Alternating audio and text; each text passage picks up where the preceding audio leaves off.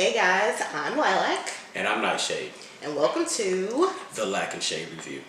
Okay, so what we're going to do is kind of explain our show to you a little bit, kind of give you a taste of what's to come. So our show is split into 4 segments. That's right. And the very first segment is going to be the Black Spotlight. There we're going to spotlight those who have excelled in their respective disciplines.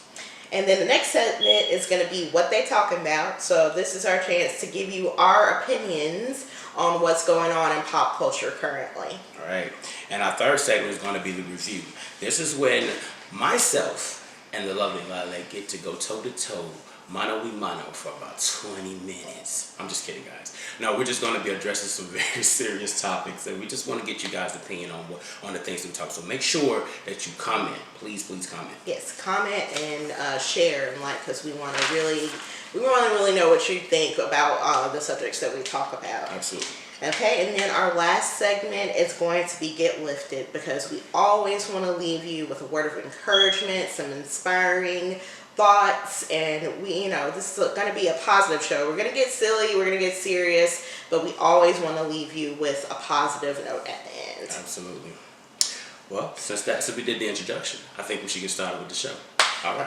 All right, so the Black Spotlight. So our very first spotlight is going to be on President Austin. If you don't know who this kid is, let me kind of give you the rundown on who this kid is. He's 6 years old.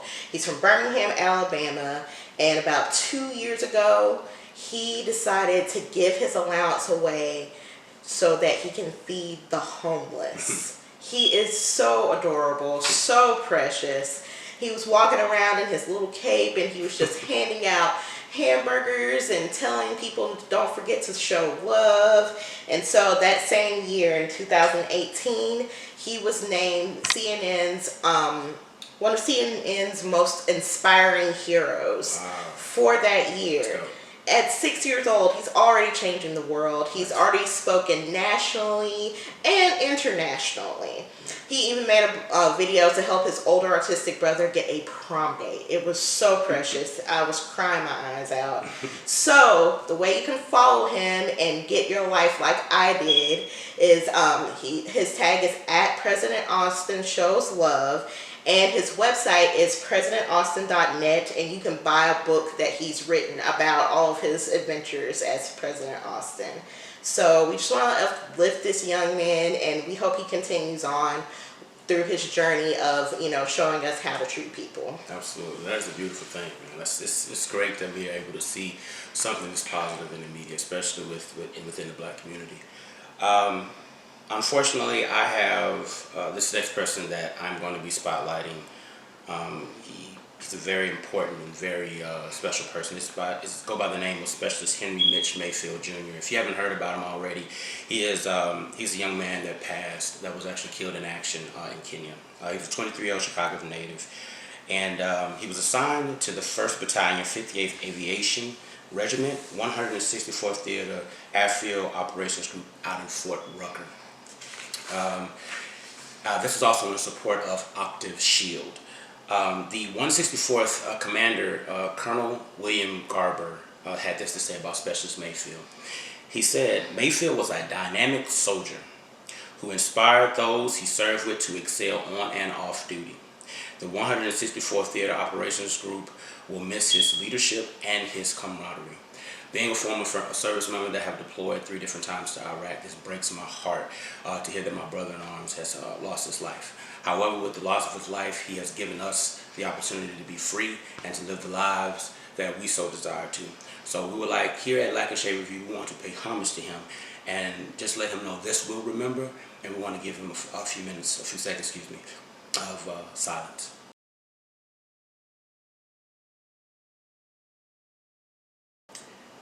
Thank you. Thank you for your service. All right, so now we are going to get into what they talking about. What they talking about, huh? Yeah. All right, so I guess I'm up now. What they talking about? Well, let's talk about my man Dante Wilder. I'm a big boxer fan, right? Big boxer fan. And you like Dante, huh? Dante Wilder. But yeah, now he's a good guy, man. Really, really good guy. And he's actually a native of Alabama. And he's currently the longest reigning champion in boxing history. Wow. Okay, Dante was recently invited to a private ceremony to meet Pope Francis. Now he's in very, very, very short company because he also, the only other two heavyweights to ever do this was the late great Muhammad Ali and Riddick Bowe. Wow. So that is some interesting company to be in. This private ceremony was held at the Vatican City. So during his visit, he was quoted saying that this is an incredible honor, and he was very happy to meet with Pope Francis, and he wanted to thank the Pope for meeting with him. He also wanted to thank the World Boxing Council for arranging the visit. Hey, as a big time boxing fan, and as an Alabamian, it's just an honor, and it's just great to see that he's doing great things in the ring and out of the ring, and he is definitely paying homage to the black community. And like I say, man, God bless you. We're rooting for you. To this day. To this day. To this day. Bomb Squad. Okay, so now let's move on to something completely different. Okay. I know all of you or most of you have heard about this college admissions scandal. Well, so you remember Full House, right? Yeah. With Michelle and DJ. Yeah. You Gotta Do. You Gotta Do. Yeah. So Aunt Becky. Yeah. Is one of the people that was involved in that scandal, and she's going to trial. So what she's done is she's hired prison consultants. Oh, like Get Hard. Yeah, so Get Hard is actually, Aunt Becky is getting hard right now. What's she doing? So these prison consultants are supposed to teach her prison slang. I want her to tell me what prison slang is. By the way, if any what of does y'all, she think prison slang is? If any of y'all out there know what prison slang is, just like if you have an encyclopedia of prison slang, like put that in the comments. Yeah, email that to us. Comment your prison slang because I want to know what prison slang sounds like. Please let me know. Yeah, I'm trying. She's also, and you'll like this, she's also learning mixed martial arts to defend herself in prison. Becky got hands, huh? Becky got hands. I can't, man. What does she think? I mean, has she been watching Orange is the New Black too much? No, I think she's worried about Bernie's getting a hold of her. Oh, boy. I mean, first of all, she's going to be in a minimum security prison. Gosh. There's been plenty of celebrities that's done minimum security time. Lil' Kim, Martha Stewart, her homegirl, Felicity Huffman, was in jail for 11 days. 11 days. 11 days. All right. Well, she might need to call Martha Stewart and get some cooking lessons. Because I'm telling you, instead of trying to throw hands, just make some cookies. Martha Stewart did her time and was a G about it, you know, and now she's best friends with Snoop, and they got a cooking show and everything. So, like, girl, first of all, why were you paying to have your daughter get into school?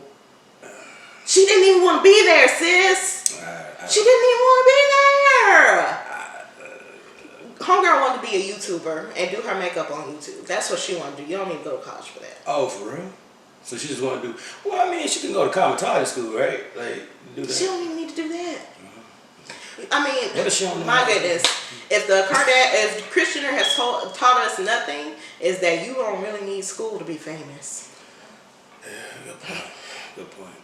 I mean, I'm just saying. And I mean, I disagree with the college at what's happening because honestly, you took spaces away from kids who actually wanted to go to college, that actually wanted to get their education. Yeah. You took those spots away. Yeah. What someone, and homegirl, the daughter didn't even go to class. I mean, all jokes aside, man, like, this is, I mean, we're making fun of it a bit because it's kind of silly, but the seriousness of it is, like she just said, you have plenty of kids out there that is begging for the opportunity to go to school, and for you to just basically, deceive, a committee and, take away from somebody else that's more deserving and that actually wants to go to school, that's just, I mean, that's just foul play, man. And, I wish her luck. I really do. I wish her luck in regards to whatever's going to happen with her. You know, she might get off, she might get a lot of time, but either way, she need to take this L. She need to take it. Honestly, she's not even going to get that much time. Felicity Huffman got 11 days. Yeah. 11. Yeah. 11. And, you know, we talked about this earlier. And we said if it would have been one of us, we would have got more. Matter of fact, okay, so a couple of years ago, there was a scandal where some teachers of color, got in trouble in Atlanta for fudging test scores for their students.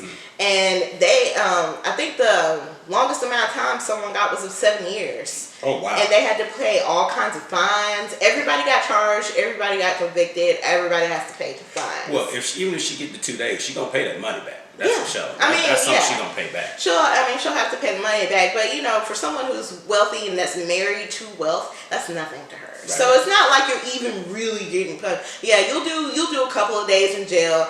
Honestly, those CEOs are not going to let anything happen to you. So really, you need to calm down, girl. Prison consultants. Get your life together. Come on, let's switch on down because we can talk about this all day.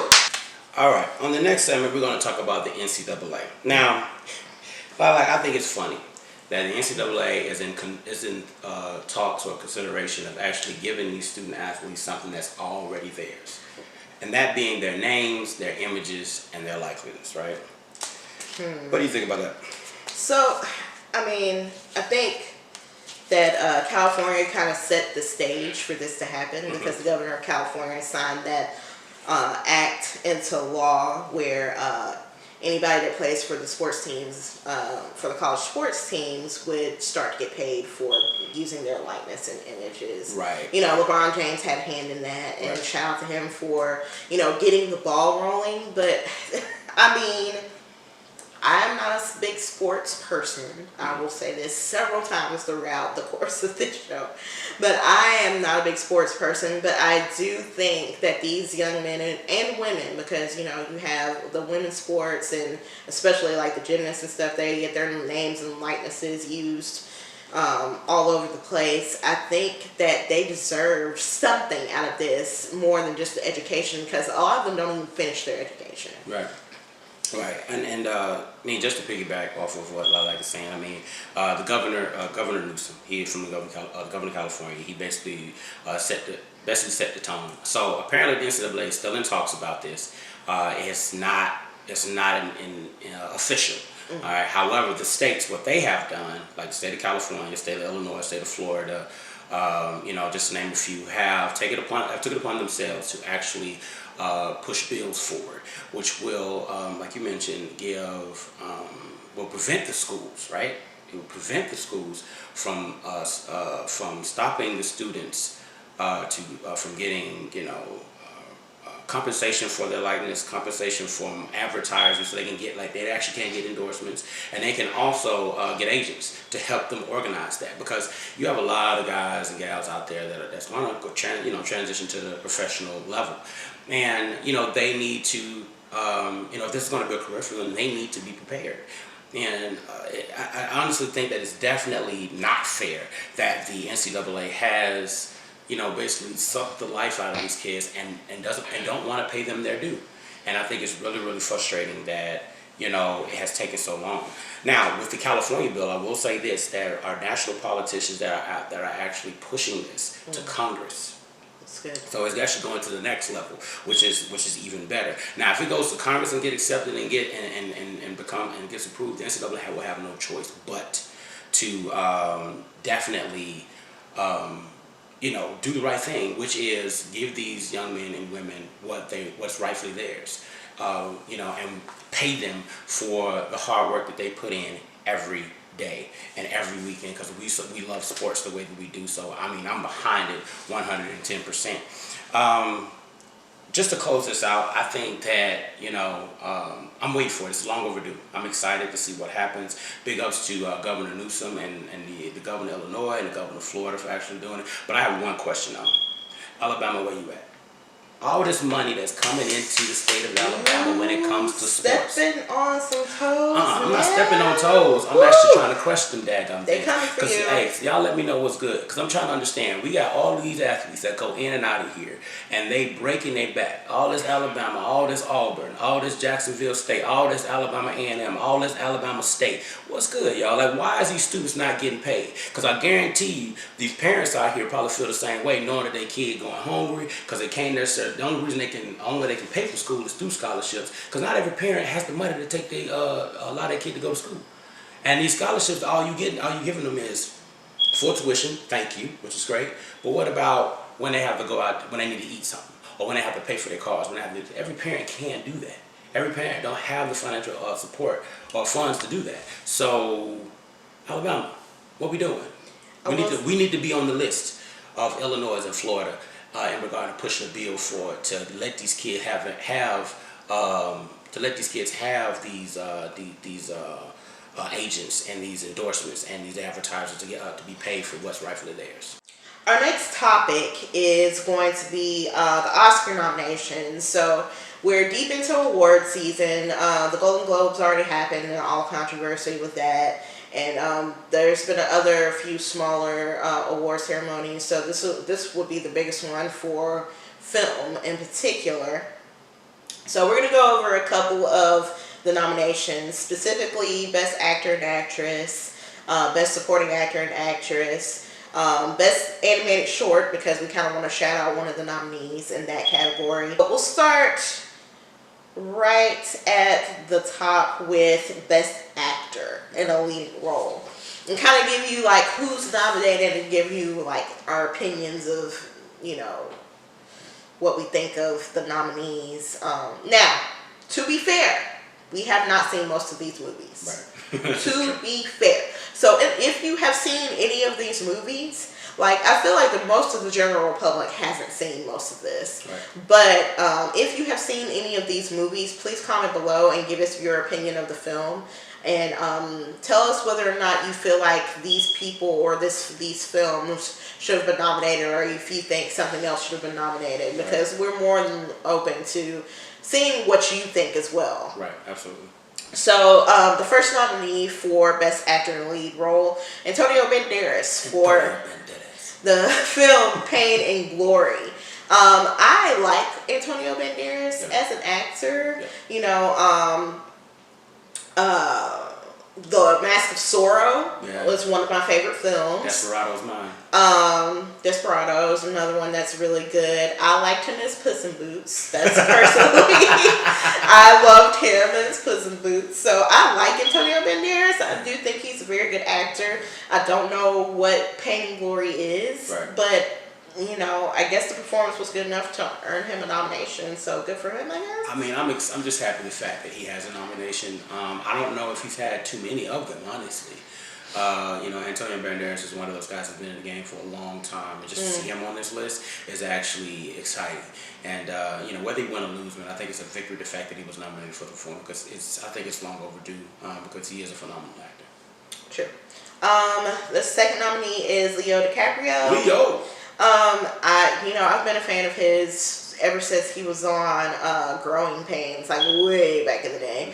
I personally think What's Eating Gilbert Grape has been his best role to date.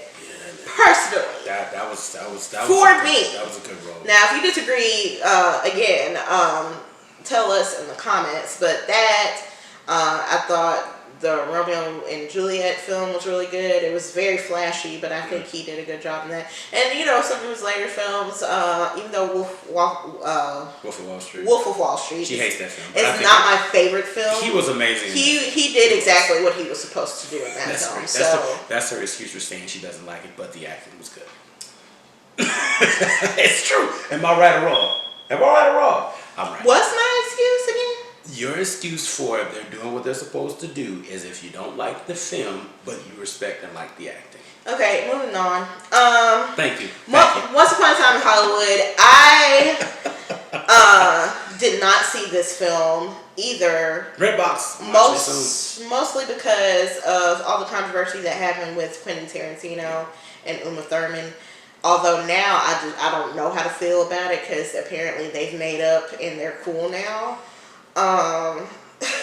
And that's great to be. Here's the thing: it's a good thing that you can forgive someone. However, it was such a big deal.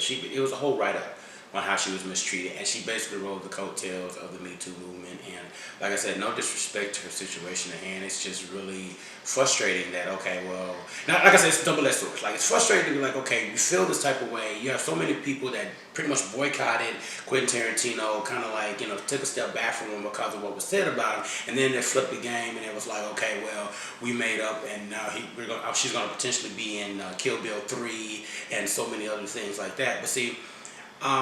It's great, like I said, that they forgave each other and that they're moving forward. It's just, why did you make such a big deal out of it if you were going to, go back and work for him and work with him? I mean, to be perfectly honest, like, I think it came up because it was in connection with all the stuff that's going on with Harvey Weinstein. And because, most of his films were put out through the Weinstein production company. That's true. Yeah. Here's my thing. I was on your team. I was on your side. I was 100% gung-ho for you. And now you've left me with, okay, so I'm really glad that forgiveness was able to happen. But at the same time, like he said, you write all that stuff and, are we all supposed to forget what you said? Because if you haven't read the article, please go read the article and form your own opinion. We're not here to form opinions for you. Definitely go form your own opinion, do your own research. Absolutely. But after I read all the horrible things that happened during the Kill Bill, I was really just like, and disgusted. He's a director I really look up to. And I love Tarantino. Like, I had watched all his films up until that article came out, and so again, I don't know how to feel about him or her. So I just refrain from watching the film. But if you have watched it, let us know how it was in the comments. Give us your opinion. All right, so the next nominee is Adam Driver. I like Adam Driver. I've liked him ever since I watched him on Girls. It was a show on HBO. He was one of the characters, not the main character, but the main character's love interest throughout the show. I like him on that. He's funny and he's done well on other shows. I watched his SNL, hosting, and I think he's a good actor, and I think he's like on his way to being one of the great actors. Right. I have not seen Marriage Story. It's in my queue on Netflix. So again, if you've seen Marriage Story without spoiling it, please give your comments. But I good for him, I suppose. Yeah, I kind of feel the same way. I'm an Adam Driver fan. I've watched him for the past few years of what he's done, and he's impressive. The range he has thus far is noteworthy, and he shows a lot of promise. So the fact that he's in this category is not surprising. Because it's just when he's on camera he takes it there, and as an actor if you can do that and you can show have people believe that you are this character and forget that it's this person, you're at the the precipice of great acting. So so I guess so Jonathan Pryce for Two Popes. I have seen him in several different films. And I think he's a phenomenal actor. I have not seen Two Popes. I'm sure he did a wonderful job. Right. So good for him as well. What are your feelings about Jonathan Pryce? I want to see this film. I don't really have much to say, but I like Jonathan Pryce as well. I've seen him in other things. He's done an amazing job. So I'm pretty sure that he deserves to be here, because I haven't seen anything that he hasn't done well, even in a small role. So when like I said, if you perform at the level that that seems, that catches the attention of the Academy. Okay, fair enough. It's good to see him up there, older gentleman in the latter portion of his years, and he's still able to produce good work, which is an awesome thing to see. Yes, I agree. So comes to the last one. Now, this movie we both actually have seen. That's why we're saving it. So Joaquin Phoenix for Joker. So I have a lot of feelings about this because, again, this is one of the movies I actually did see. I would say, like, during that entire film, at the very beginning of the film, I felt sorry for him because there are a lot of people in this situation where they can't get the help that they need if they have mental illnesses. And then as the film progressed, I got more and more angry, I guess. The entire film made me uncomfortable. Anybody that knows me knows that, like, in the past year, I had a couple situations happen to me that kind of mirrored what happens in the film. And if you've seen the film, you know what I'm talking about. If you haven't seen the film, you'll understand what I'm saying when I say this. Right. And it made me uncomfortable. I was cringing the entire time, and when I left the movie, I just really felt bad. And the way that the character at the end of the movie is sort of celebrated is the thing that bothered me the most. Because there are plenty of people who don't have mental illnesses that will watch this film and see how this character is celebrated and will do horrible things to people just because they want attention. Because let's be real, we've had school shootings, we've had mass murders, and we've had, people who have, kidnapped and killed women, in particular, babies and children, and not all of those people are mentally ill. Right. So I feel like, to a point, some of this is kind of glorifying that behavior, and that was the problem I had with this film. Now, that might have been kind of the message, but it's how the message is received is what troubles me in particular. So that's kind of my take on it. Now, Joaquin Phoenix, his performance was phenomenal. He played his role to the T. I think he got everything down. I think the performance was very good, but just the whole concept of the movie and the concept of Joker in itself is kind of problematic. Because, and then I've always said this, like, the Harlequin and Joker relationship is extremely problematic in nature. But, it's a fictional character. The problem is this movie made him more real than fiction. And so that reality has kind of, I've already said it. It made me uncomfortable. Well, Todd Phillips specifically said that he did not base this character or this film off the comic book. It gave him the basis of, the Joker as a character, because it is a comic book character. But the whole theme of the whole concept of the film was something totally different. If you know the history or the history of the Joker, you know that he wasn't a comedian. He was something totally different. But I think the unfortunate thing about this film is that this is our reality, our society now. We celebrate violence, we celebrate sex, we celebrate all the negative things that we have been potentially taught were wrong or bad. You go on television, and it's just it reeks of anything everything of violence, and so it's not surprising that this character is glorified. It's not surprising that this character is, put under a microscope and even torn apart, because there's so many battles we're handling on so many fronts. But on the artistic side of things, which I'm going to address, is that I think that it was amazing. The whole mood, the whole imagery of the film was dark, was gritty, it was terrifying. It was terrifying to think that, okay, yes, it's a film, but it's so close to reality, And Todd Phillips did an amazing job as a director. Joaquin Phoenix did an amazing job as an actor in regards to bringing this terrifying idea to life. And I think he is a shoe-in. My personal opinion is he is a shoe-in. I think he'll win. I think he will too, because he did an amazing job. Okay, so our next section is actress, best actress in a lead role. Okay. Let's just start right at the top, and so Cynthia Erivo for Harriet. Yeah.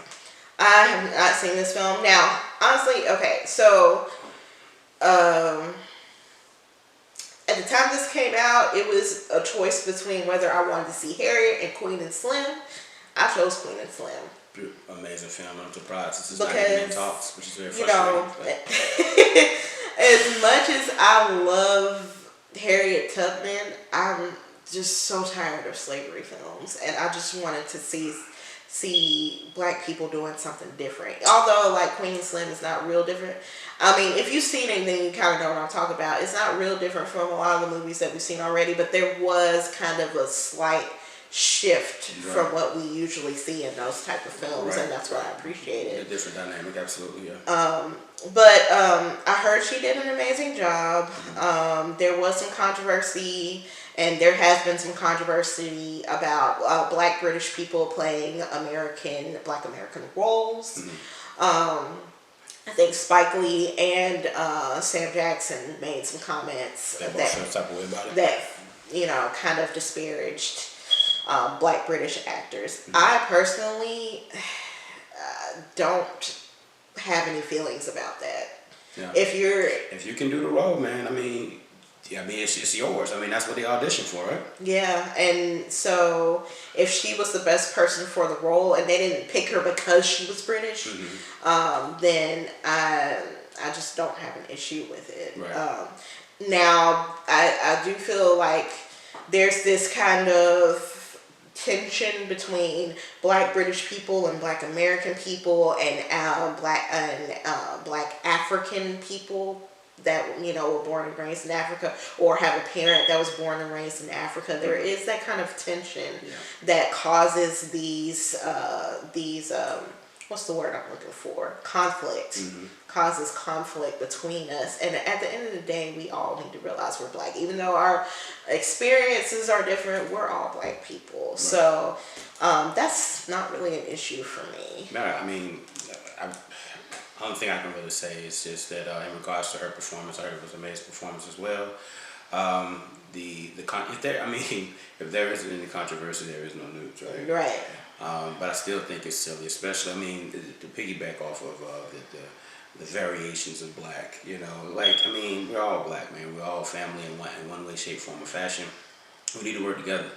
If this young lady, she needs to be, given credit, and given respect because she worked hard, what's it, Lucretia?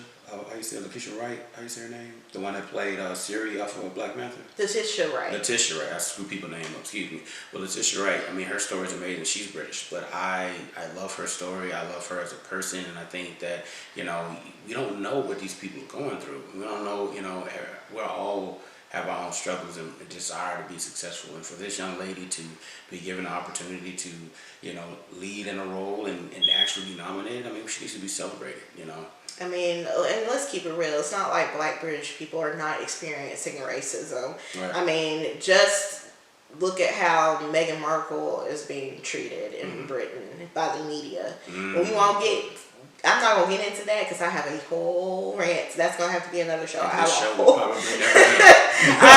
whole rant about how they're treating her. But we've had some of the same experiences. Now, there was some controversy too about her having said some disparaging things about black American people. Yeah, she did.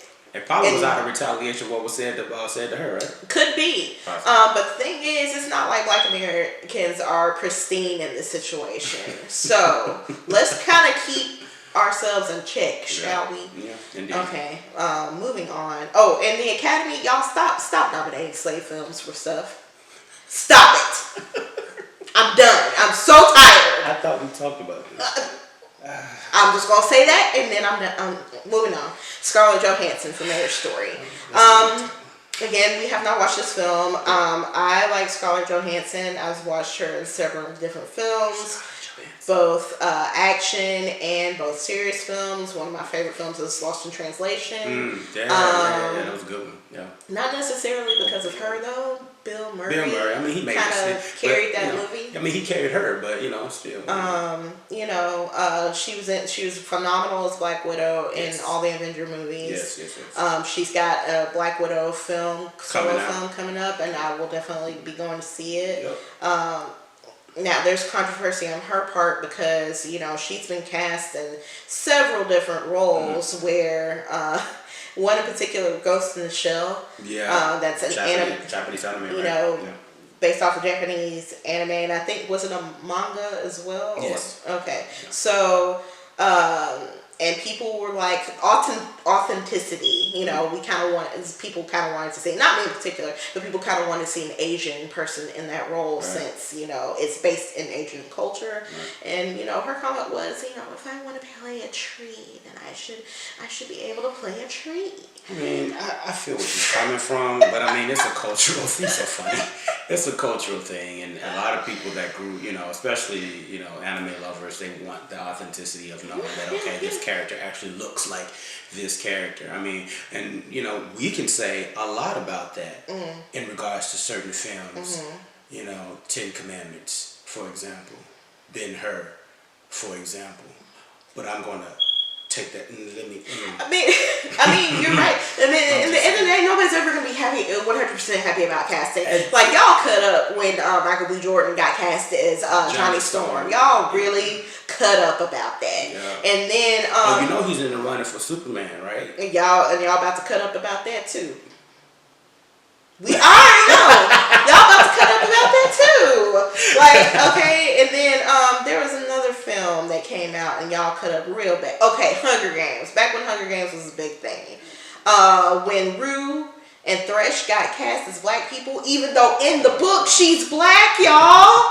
And y'all cut up so bad. I didn't know that. That's yeah. How you gonna get back because of a cute little black? Well, she was cute. And then some of y'all had to go back and read the book and apologize because she was supposed to be black. Move on. Move it on. Okay. Move it on. Okay.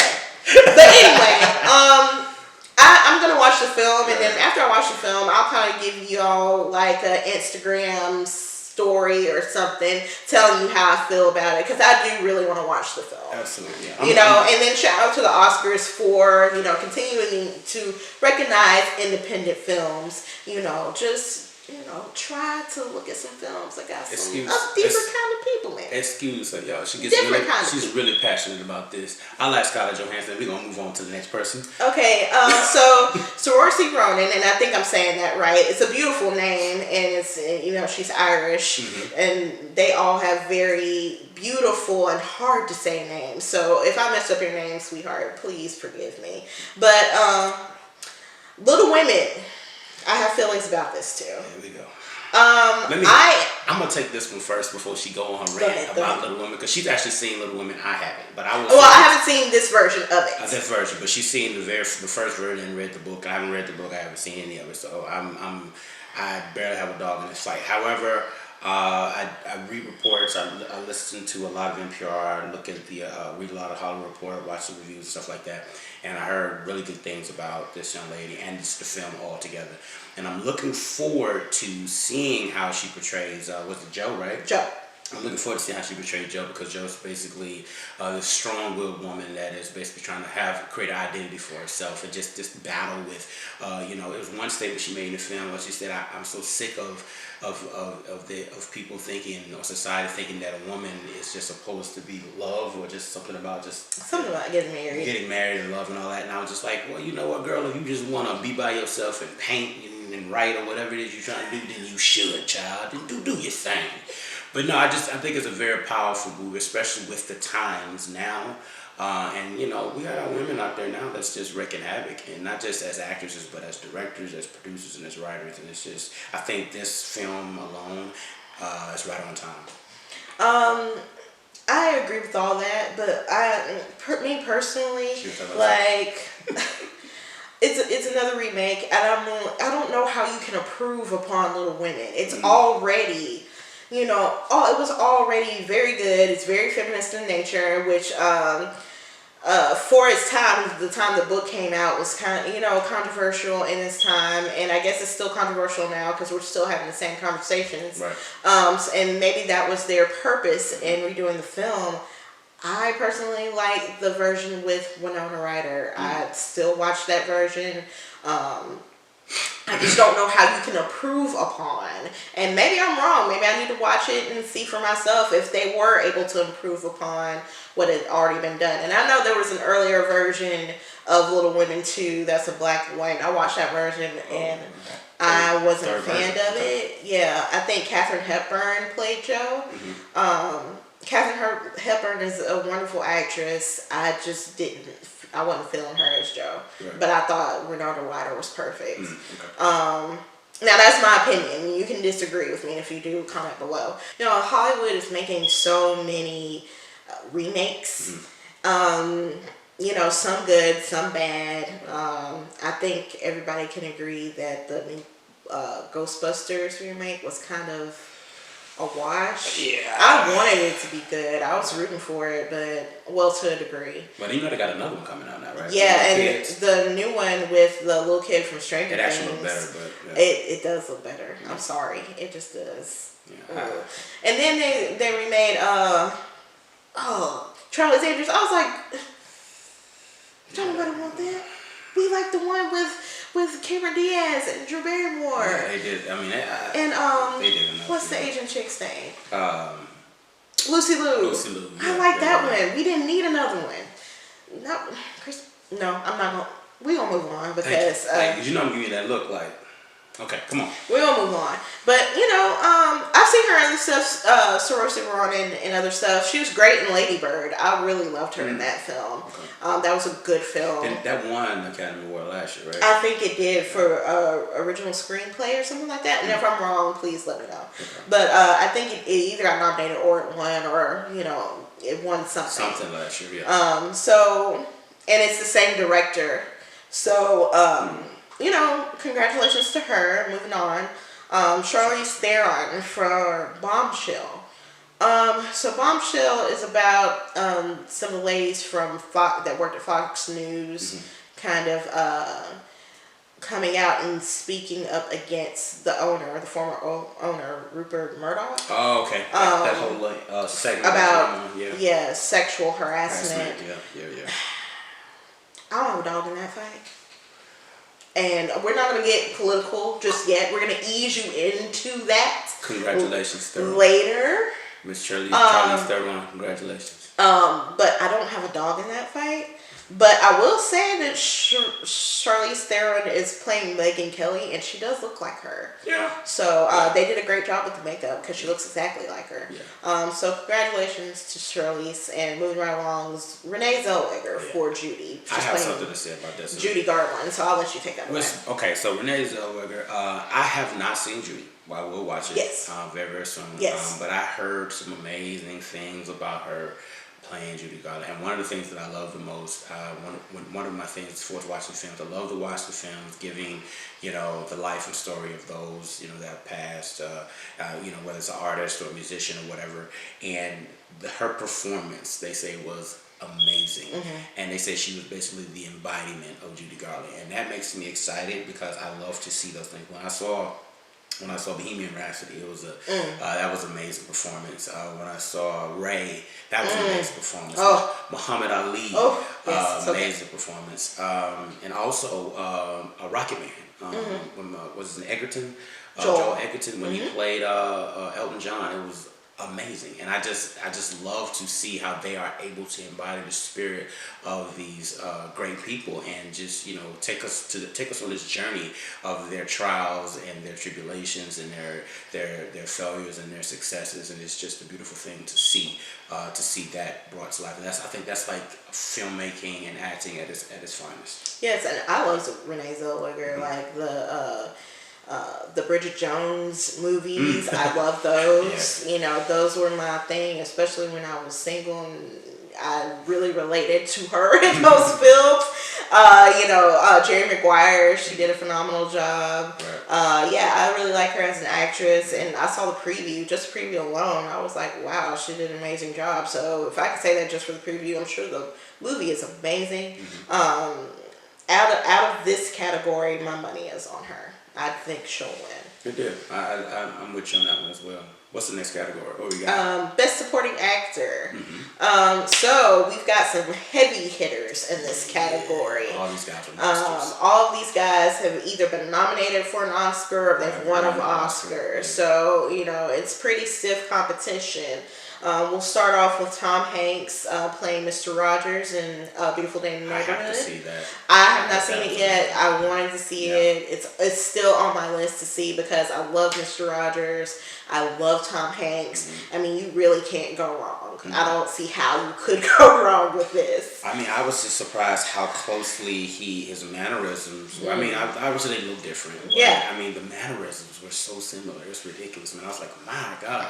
And it's just that aura. Mr. Rogers, you guys watch Mr. Rogers, he just had an aura about himself of just pure joy and kindness. Yes. And this man radiated that in the film. So I'm just excited to just get the whole film in depth and just see how he was able to pull the rest of it off. You know, if anybody's going to heaven, and it's gonna be it's not gonna be very many of us that make it to heaven, but if anybody's going to heaven, I'm pretty sure Mr. Rogers is gonna be in there.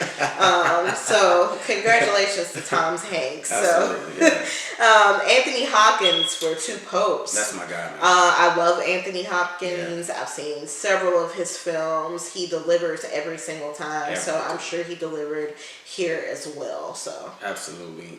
Next one is Al Pacino. Al Pacino. I have varying opinions of him in films. He's a screamer. That's my guy. Even when he screams. I did enjoy him in The Godfather. I think he did a phenomenal job in that film up until the third one. And I think most of us can agree that Godfather 3 was kind of a disaster. The first two were really good, and then we went somewhere different with the third one. But yeah, I'm sure he did a wonderful job. I did not enjoy, what's the movie? Scarface. Come on. I know it's like a lot of people, it's a cult classic, and I watched it and I was like, I really don't understand why people like this film. I don't get it. I mean, okay, I get it. It's not the best film in the world, but I mean, Pacino, man, the guy, you know what I'm saying? You know, your wound is so polluted. So, I mean, come on. Even when he said that to Michelle Pfeiffer, she was so mad. Your wound is so polluted. You're kind of like a little baby. Can we move on? I mean, Al Pacino is a good actor. He's amazing. Man. I've liked a lot of the films he's been in, and some of the films that he's been in I didn't like, and we'll just leave it at that. Love Pacino. Man. Joe Pesci. Pesci. He is a favorite of mine. I've seen several of the films. He was amazing in Goodfellas. Home Alone 1 and 2. Right. I mean, come on. The classic, someone that you didn't think would be good at comedy, although he was really funny in Goodfellas too. But yeah, his interactions with Macaulay Culkin and their back and forth, I love him. Like, he's one of my favorites. He has range. Pesci has range. And he can, make you laugh a minute and beat the crap out of you and cuss you out the next minute. So yeah, I kind of think the man has, either has bipolar disorder or something. But other than that, I think that makes you a better actor. I think it's interesting that they're both in the same film and they're both going up against each other for The Irishman and for supporting actor. So I'm definitely interested in seeing, what comes with this though. Definitely. I haven't watched The Irishman, but I heard it's 3 hours long, and I don't know if I have the patience to sit and watch it in one sitting. We're gonna watch it. I'm gonna break it up into We're gonna watch it. We're gonna watch the whole movie. No, we're not doing that. I will not. She's saying that now, but we're gonna watch it. I refuse to do that. I'm gonna watch it like. You're gonna suffer me. No, shut up. I'm gonna watch it like it's a TV show, and I'm gonna break it up into parts because I don't have the patience for Moving on. Brad Pitt. Brad Pitt, Once Upon a Time in Hollywood. Love Brad Pitt. Brad Pitt is an actor. He's a veteran. Yeah. He's done well in several movies. Probably my favorite movie of his was Benjamin Button. Oh man, that was so good. That impressed me. Which I think he got an Oscar nod for that. Yeah. I think he did. Yeah. Did he win or no? I don't remember. I thought he won. He might have, but if y'all know in the comments, let us know. Yeah, hit us up, please. Yeah, and he's been making some moves in Hollywood too. He funded a couple of black films, yep. and so shout out to Brad Pitt for that. Thank you so much, sir. We need some funding. We need some funding. If you got Just some saying, money, I know you're in New Orleans. Sometimes just come on to Birmingham, sit down, have a conversation. That's it. You know. Yeah. We're here. Please. We need money. Yep. Okay. So who you think will win? I don't know. I'm giving it to Tom. I don't think Tom will. I think it'll be either Al Pacino or Anthony Hopkins. I got Tom. Okay. Well, she's probably right, but I got Tom. We'll see. We'll see. Moving on. Okay. Actress, best supporting actress. Okay. So first up, we've got Kathy Bates. Nice. Sorry, I've always wanted to do that. I'm sorry, guys. No. So I love Kathy Bates. Misery has got to be one of my favorite films. She acted her behind off. Why is that one of your favorite films? I can't believe you. She acted her behind off in Misery. She was in the. Breaking my legs. Shut up. She was in Tyler Perry's movie. What's the movie called? The Family That Prays. The Family That Prays. She was awesome in that. Her and Alfie Woodard that combo, yeah, man. that film. That relationship. And they made it phenomenal. Yeah. Their interactions with everybody else in the film, it just brought the film to another level. Yeah. So if you've never even watched The Family That Prays, now there are some things that happen that kind of don't make sense, but the film as a whole was good. Yeah. So the film she's nominated for is Richard Jewell. I've never heard of that film. Have you heard of that, Richard Jewell? Nope. Okay, so don't have a dog in that fight. A brief note. The Academy and some of these award shows are notorious for nominating films that the general public has not seen. Let's say that for last. We'll save that for last, but I got a few things I want to say on that one. I'm sure she was wonderful, but if any of y'all have seen the film, let me know. Yeah. Because maybe some people have seen the film and they know what it's about and what it's supposed to be, and they can speak to her performance, but congratulations to her. I'm sure it's well deserved. Absolutely. Moving on, Laura Dern from Marriage Story. I love Laura Dern. I've loved her ever since Jurassic Park. So whatever performance she gave in this film, I'm sure was very good. Absolutely. Scarlett Johansson again. So she got nominated twice. What if she's a double winner? Chicken dinner. Let's pull over right here for just a moment. Winner, chicken dinner. She wins 2 in one night. Is that history? I think maybe if someone has done it, it'll start Meryl Streep. Because I swear, dude. Y'all already know, and I love Homegirl. I love Meryl Streep. She's a monster. Can't deny I love her. Can't deny it. I love her. You love her. I love Meryl Streep. Meryl, if you happen to see this, I love you. She loves you, Meryl. I think you're awesome too, but she loves you. She loves you. Let's pull over right here for a second. Scarlett Johansson was nominated for Best Actress and Best Supporting Actress. I'm sure she did a wonderful job in both films. I think that it's a travesty, though, that Lupita Nyong'o did not get nominated for Us. I just do. Now, some of you have probably seen Us by now. It came out early last year. The film, came with mixed reviews. I thought it was a phenomenal film because I like psychological thrillers with a bunch of Easter eggs in it. Right. I think Jordan Peele did an amazing job of placing those Easter eggs in it, especially if you're a horror fan and if you're a fan of the genre, which we'll get into that later. I think that he did a good job of paying homage to a lot of different horror films over the years. Okay. And a lot of people didn't like it, and I can understand why.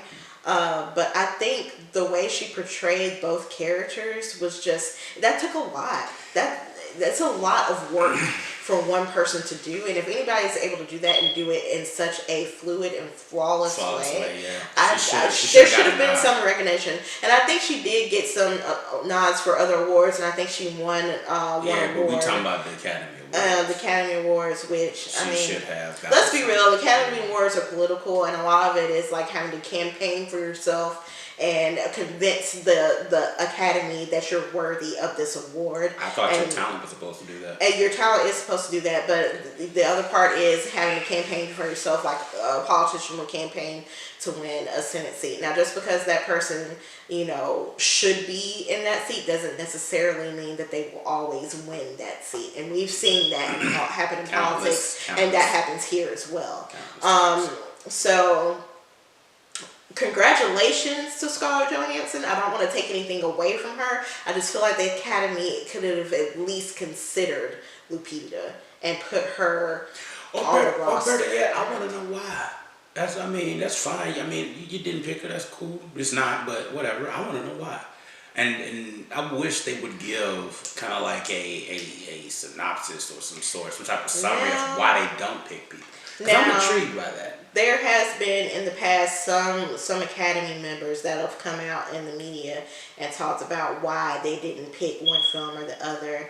I know last year when Black Panther got nominated, I think someone said that one of the Academy Academy people members said that there was no art in that film, or there was a film in particular.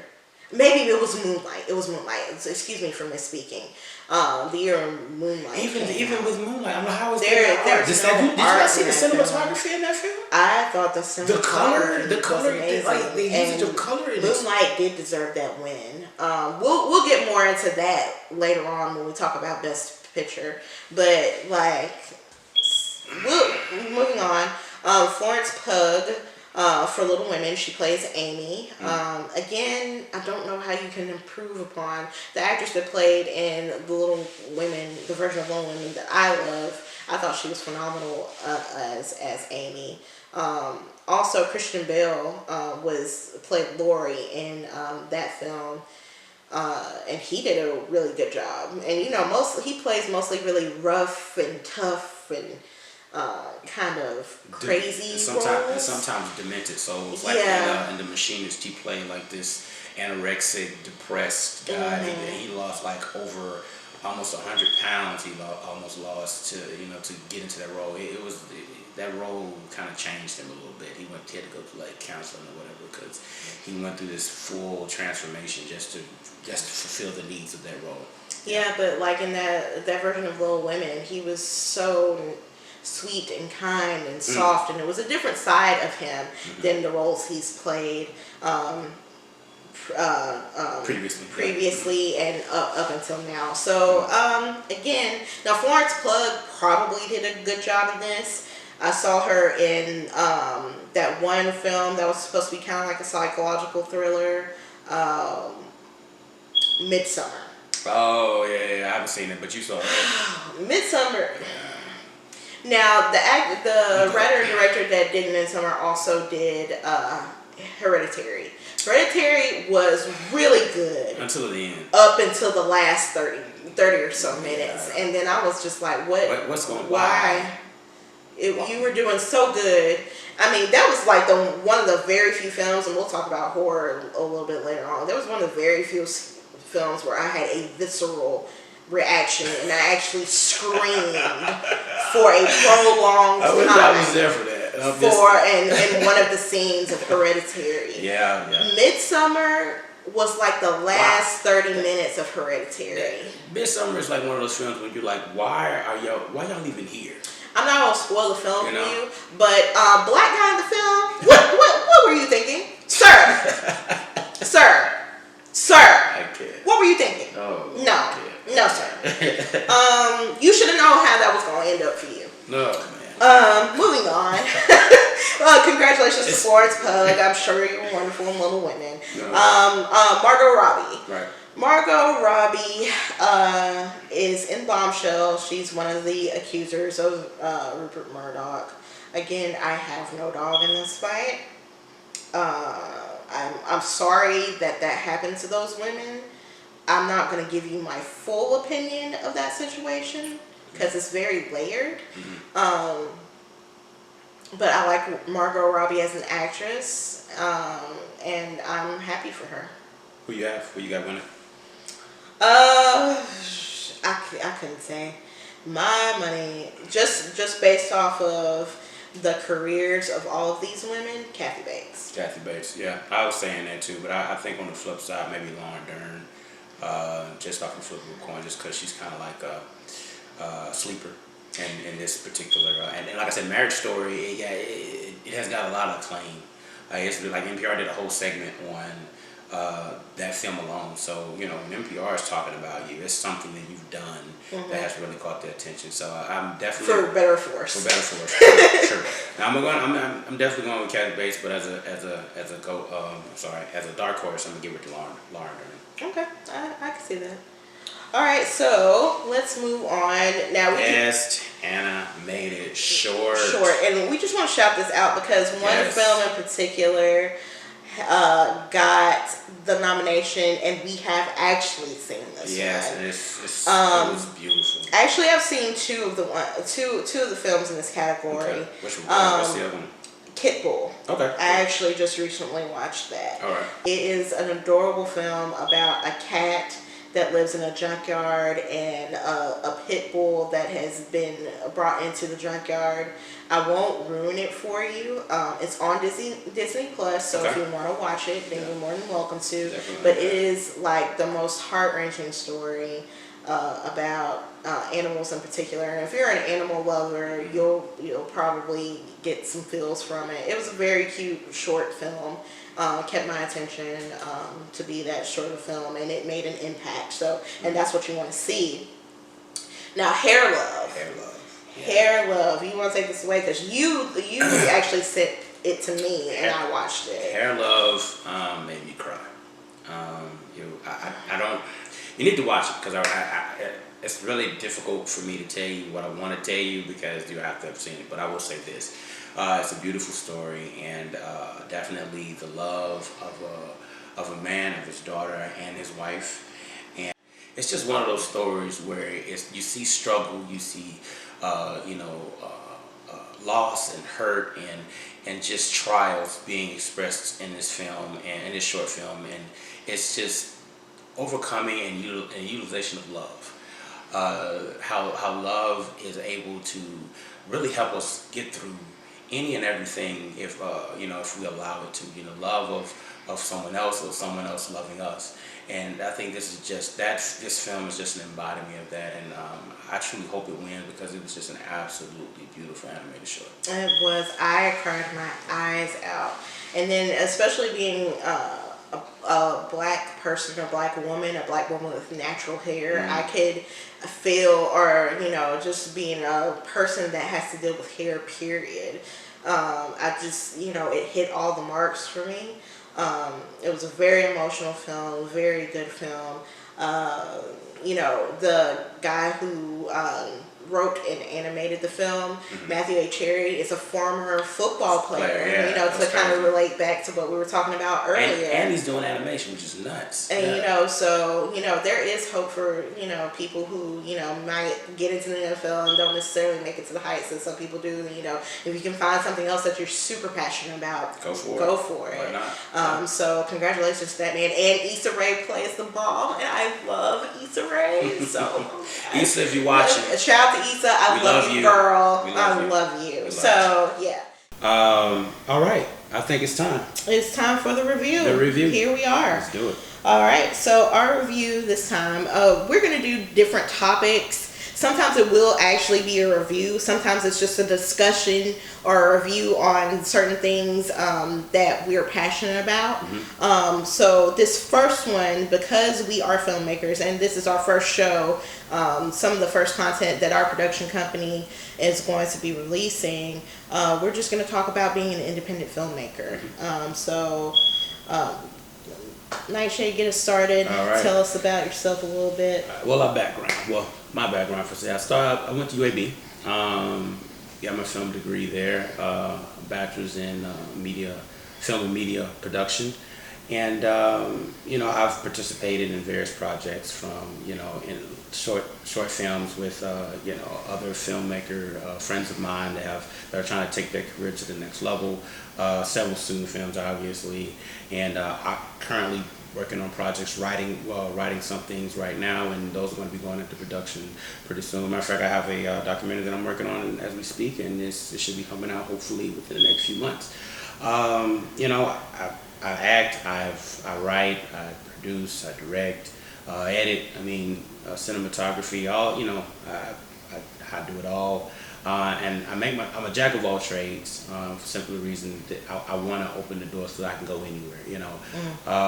And until this, you know, really pops off, you know, I still want to keep myself active and involved in certain other things. So, you know, projects and things like that. So if there, you know, other sets and opportunities present themselves, I go forth and I'm like, hey, you know, this is what I can do, and I work with them and network and create more opportunity.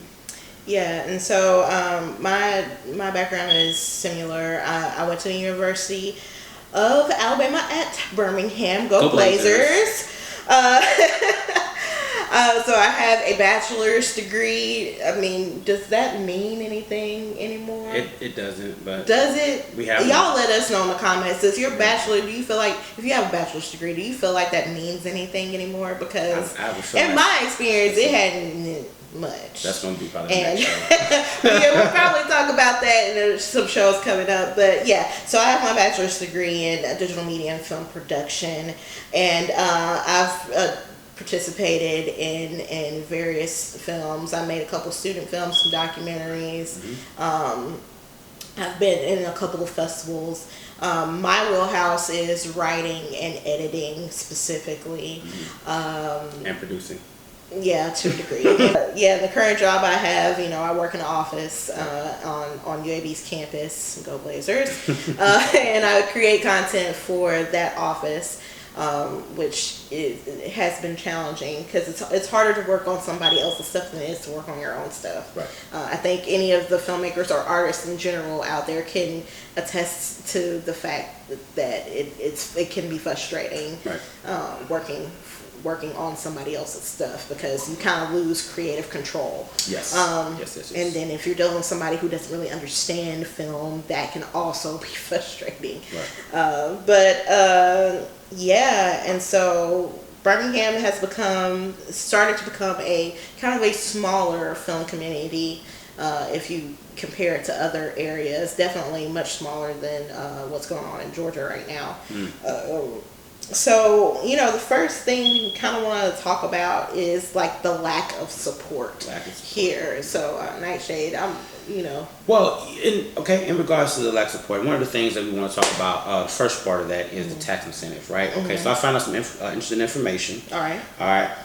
So the tax incentive for Alabama is 35% refundable tax for residents that's working in Alabama, 25%. That's refundable for non-residents. Now, they also have 25 refundable credit on qualified spending, and the cap for spending is $20 million here. Sounds like a great deal, right? Yeah. Georgia has no cap. Wow. Right. So the film tax. I mean, let's just start there. I mean, I was told some erroneous information that said that there was no film tax, and you know, doing my research, and I realized, okay, thank God we still have one at least. Well, they were thinking about getting rid of the film incentive. That was a thing. Right. And that's when I'm glad you said it. That's one of the things that I wanted to talk about because in 2016, I believe. 2016, they were one of the politicians. I don't know his name right now. He's a Republican politician was pushing, gave the incentive a D rating and was pushing to have it eliminated because it wasn't turning revenue the way that they felt that it should. And the thing about it is, when it comes to these tax incentives, I mean, we need more. The only way you're going to get more bang for your buck is if you get more productions here. And if you don't bring more productions here, there's not going to be more money. Right. And I mean, now, Alabama has come a pretty fairly long way considering from where it's been. I mean, in 2018, 19 productions, right? Qualified for state incentives. All right, and we assisted in 147 productions, pulling in about $65 million. Right, great, right? It's encouraging to hear that. However, Georgia, even with the boycott now, the boycott that was in Georgia pulled in $2.9 billion. I think there's maybe a fear that Hollywood is going to seep into Alabama and start, govern and start changing the way that things are done here. And there may be some changes, and I think that any change is not any change is a good change, but I think a lot of changes that could come into the state are a good thing, like job creation. Not all of us want to be doctors. Not all of us can be doctors. Not all of us can work in construction or want to. Right. Not all of us can be nurses. I know I can't be a nurse. Right. I shouldn't be a nurse. Some people shouldn't be nurses. That's another show. But there are people here that want to branch out and do different things, and what this tax incentive would do is create more jobs for those types of people, right? Ourselves included. And I just don't think there's an issue. There should be an issue. With that. It's really frustrating. I agree wholeheartedly. I mean, the number. We had 19, within the state that were singly just solo produced as films in Alabama, and we assisted in 147. Freaking Georgia had 455 that they produced by themselves. 455, countless jobs. Like, the thing about it is, the only way that filmmakers are going to get their due is if Alabama allow more productions to come into the state. I mean, and there's no reason for it. It as a revolving door of revenue. It's like Alabama says, we need more money, but you're afraid of the money. Yeah, don't be scared of money. Stop shunning every good opportunity that comes our way. Everything that Georgia has was offered to us in one shape, form, or fashion, and we keep denying and putting our foot in our mouth. Our foot in our mouth. Our feet in our mouth. Our foot in our mouth. Grammar moment of the show. Feet. Plural. Our foot. Foot singular. Our foot in our mouth. I said foot. Our foot in our mouth, and not allowing, the jobs to be created. I mean, we have so much talent in this state. Yeah. So much talent. And that's also kind of the problem. Right. Because the market is so saturated. We kind of need other people to come in. To create more jobs. Because, so I was told by a professor, which wasn't bad advice. It was the advice that she was supposed to give, and it was good advice. She was like, if you want to make money, freelance. Right. But everybody that we went to school with, everybody in the surrounding areas that majored in film are doing the same thing. So the market is really saturated. Yeah. So when these productions come into town, we need y'all to hire people that live here. Right. Because what tends to happen is that they come in and they bring people with them to work on these productions, and then there's maybe a handful of jobs available to the rest of us here that need work. And so what we need y'all to do when you come into town, open up the hiring to people that here, because there is a lot of talent right here in the state that you can pick and choose from. Absolutely. We're not just talking about ourselves. There are several people that we know that we've worked with that are really good at what they do. For example, Kayla Gladney has started her own business. Shout out to Kayla. She's phenomenal at what she does. Jessica Chrisman. And they both teamed up and went to New Orleans, and their documentary was checked out about Tribeca or something like that. Yes. Right. So that's hey, big ups to you guys, man. Congratulations once again. And they came up a little short, but I think the victory is the fact that they got their names out there. They got their names out there. Yeah. They were chosen. So anytime that you're able to be, be chosen for something like that, that is awesome. So once again, congratulations, young lady. Yeah. So now we're going to talk about filmmakers that we look up to. The first on our list is John Singleton. Yeah. May he rest in peace. So for me, John Singleton kind of opened my eyes to a wider world. I grew up a suburban kid. we've mentioned this in the show already. I grew up in suburbs. Dan grew up in Birmingham. So like I grew up okay, so for those of you that know Birmingham, there's over the mountain. So I grew up on one side of the mountain, he grew up on the other. My side of the mountain You really explained was the suburbs. And so at a very young age, my parents let me watch Boys in the Hood. Now, I probably should have been watching it, but they just wanted me to see a different side of black life. Right. And a side that I wasn't familiar with. And so it really opened my eyes to what happens to black people in certain situations. And I was able to appreciate, being black more after having watched that film. So for me, it was just like life lessons that I learned. Right. For me, John Singleton, Boys in the Hood, Menace to Society, films like that. Higher Learning. And the unfortunate thing is that my reality was closer. I was able to relate. My reality was closer to relate to the films that he was creating at the time. I grew up in Inslee. Not the nicest neighborhood, nicest city, or what should I say? And just a lot of things that I saw on screen that John Singleton brought to life was just like, man, seeing it on screen is just as scary as hearing sirens or hearing the gunshots at night, or knowing that somebody that you saw down the street that you spoke to 2 hours before was shot and killed or something like that. So John Singleton was able to show the world a different light. And what I thought was unique about it wasn't just the violence, wasn't just the roughness that he was exposing. It was just giving you the why. There's a backstory to everyone's story. Every quote unquote hoodlum or thug or whatever has a story. He started off somewhere, started off as a young kid, and there are things that happen to that person that transforms them some way, shape, form, or fashion. Very similar to kind of how we spoke about earlier, the Joker. Things that happen to you, you're a product of your environment. You can either adapt or overcome, or actually succumb to what the what the circumstances dictate. But I think he was an amazing director, and I'm just motivated and inspired by his storytelling. Moving forward, the next one we have is Spike Lee. Right. What's one of your favorite Spike Lee movies? So my favorite Spike Lee movie of all time is Crooklyn. Yeah. I love Crooklyn. Crooklyn's dope, man. A lot of people sit on Crooklyn. Crooklyn's a really good one.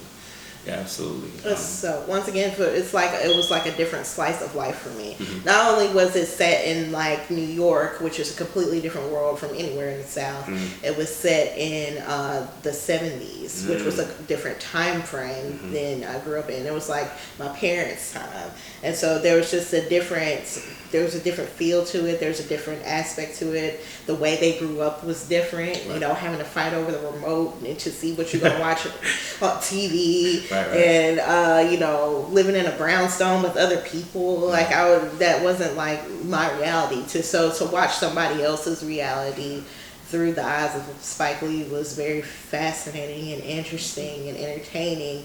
And the little girl, or who's now a grown woman, shout out to Zelda Harris, was phenomenal. I think she carried the whole movie on her shoulders, and that's hard to do when you're that young. So Crooklyn for sure is my favorite. Another film of his, I like Go Better Blues. I'm a big time jazz lover. I love jazz, and I think that film he embodied like the soul of jazz in that film, and it's so many things that. Well, thank you. You're welcome. There's so many things that that was right about that film when it comes to the musical aspect, and just so many things that's wrong. Denzel's character, inspired because I used to play trumpet back in the day, and one of my first, dreams was to be a jazz, trumpeter, and I used to watch that film over and over and over again. And just visualizing, fantasizing about, being kind of like Denzel on the stage playing the trumpet or whatever. But, it's just, Spike has an amazing ability to storytell as well, and just, just take the our environment and give it to the world like a gift. And it's like, hey, you think you know, but this is what it's really like. And it's just like opening the gift. And those two gentlemen, John Singleton and Spike Lee, were just amazing storytellers in that respect. Who's the next person? I'll let you take this. Yeah, Wilson Yip. Wilson Yip is a foreign martial arts director. He is responsible for the Ip-Man, not trilogy, series. But I think they came out with a fourth one this past Christmas. I'm a big time martial arts fan, and one of the things I like about Wilson Yip is that his ability to not only tell stories, the storytelling aspect of that world, but also the fight choreography and the way he was able to visually capture it. Because so many times it's hard to see some of the things. It's distorted. It's not as crisp. It's not as pretty. But he took things to another level when he created Ip Man. And Donnie Yen is one of my favorite foreign martial arts actors. And they've made countless films together, and they do an amazing job together. Foreign martial arts films, to me, they have a unique storytelling style. Able to allow you to grasp and interact with the character and actually make a connection.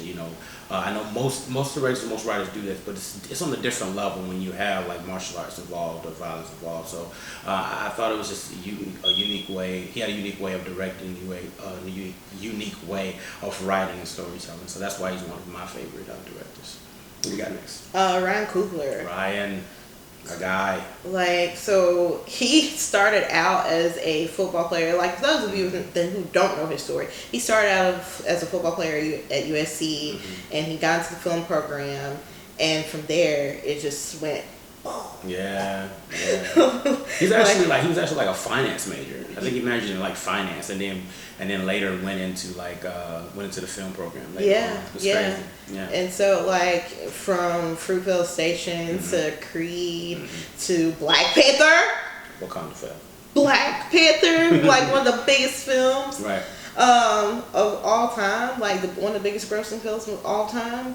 I mean, in just a matter of years, he just snapped, and there it was. And I mean, we talked earlier about, the criticisms for Black Panther, but he was actually the one that spoke up and said Coppola was the one who really liked his film and liked the transition for Killmonger's character, and he was like, go back, I want to watch that again, this is the most interesting part, and gave him advice on how the world should look. So it's kind of disappointing to hear them down Marvel films when they obviously liked the films, but I just don't understand. They need to explain. Well, interesting that it said Ryan actually based some of the Black Panther, some of the concept of it from The Godfather. Yeah. So that's one of the reasons why him and Coppola were so kind of connected, and big ups to Coppola because he's a legend within himself, and he's on our list, but just not on this particular list. But he that collaboration, that interaction is a perfect example of an older director, embracing the fact that a younger director not only inspired by his work, but says, hey, why won't you do this? Gave him books to read and things, told him different certain things to look at from different angles. It was an amazing thing. It was an amazing collaboration that they had, so that Black Panther can be as good as it turned out to be. It's going to turn out to be. Yeah. So I mean, just to take a brief pause, I think more directors, older directors, should embrace what these younger directors are doing instead of criticizing it. Right. Because evolution is necessary for art to thrive. Especially in art.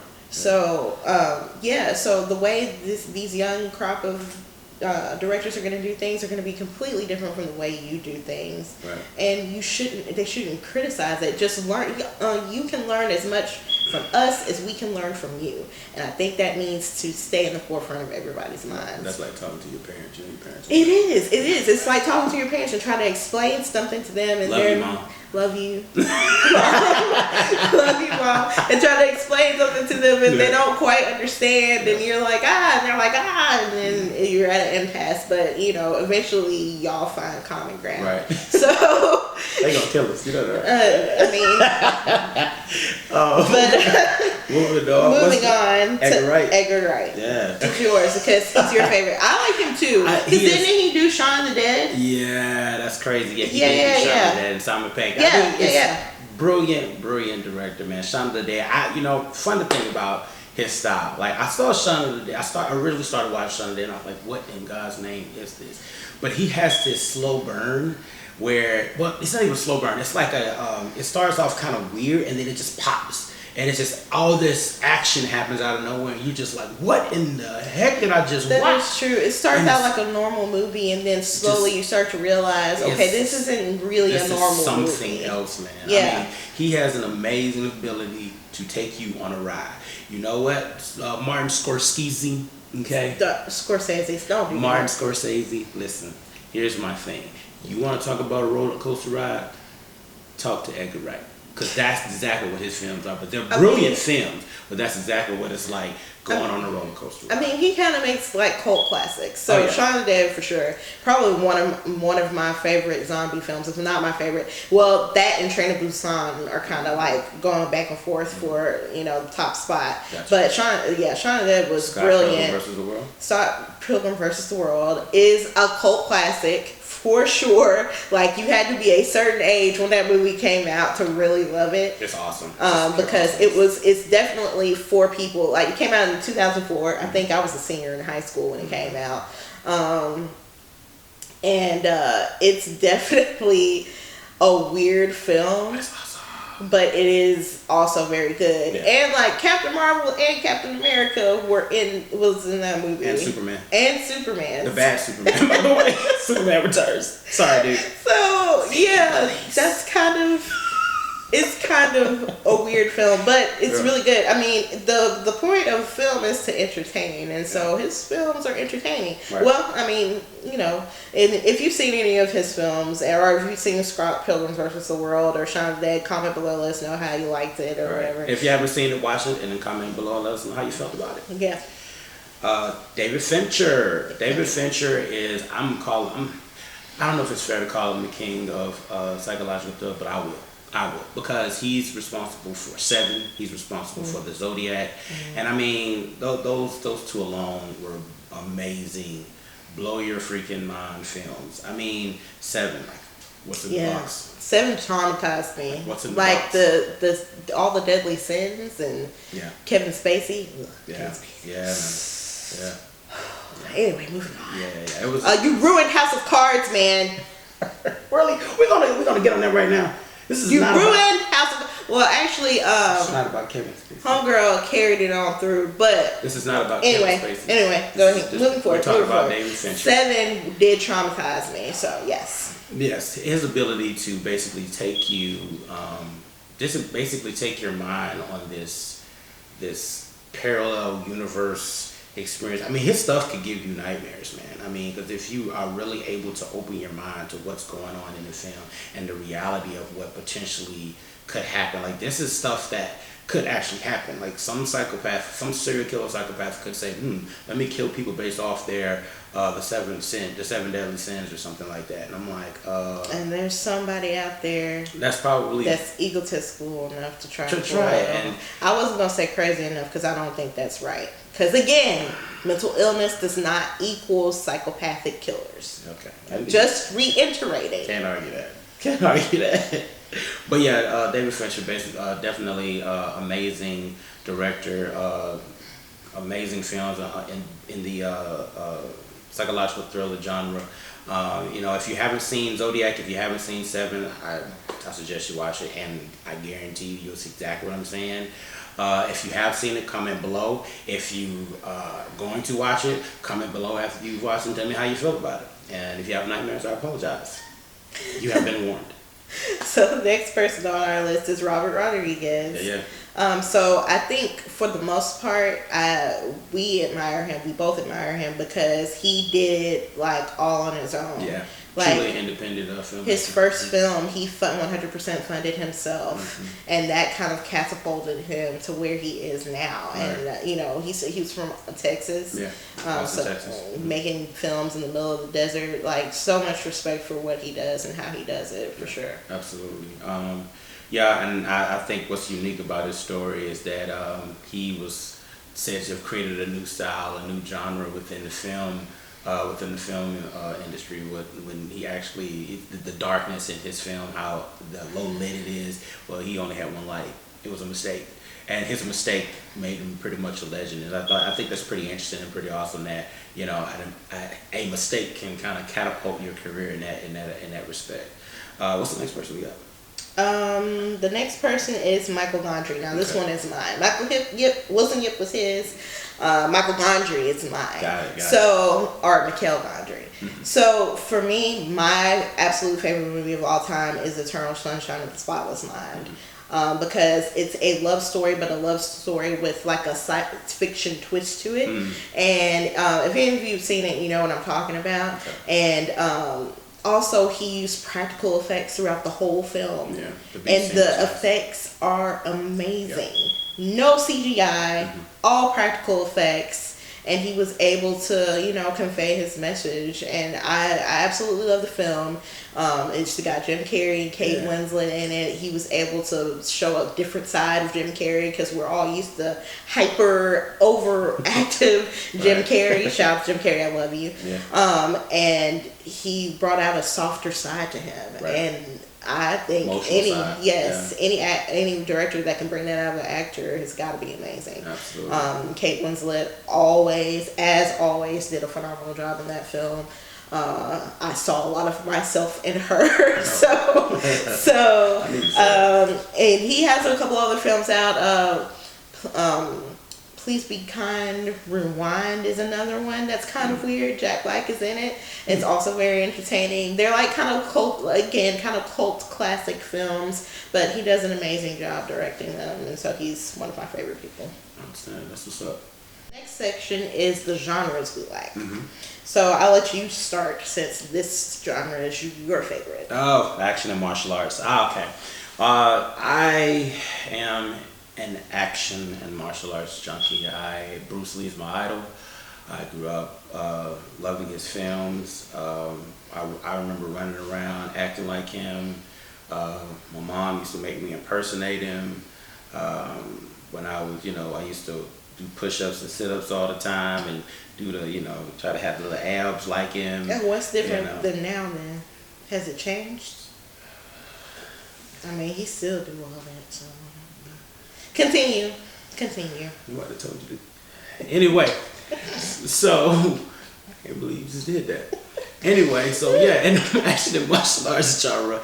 I just love everything about it. I mean, it allowed for me, when I'm in a really bad headspace, when I'm feeling bad about life, I watch an action film or martial arts film. It makes me feel good. I'm actually a martial artist myself.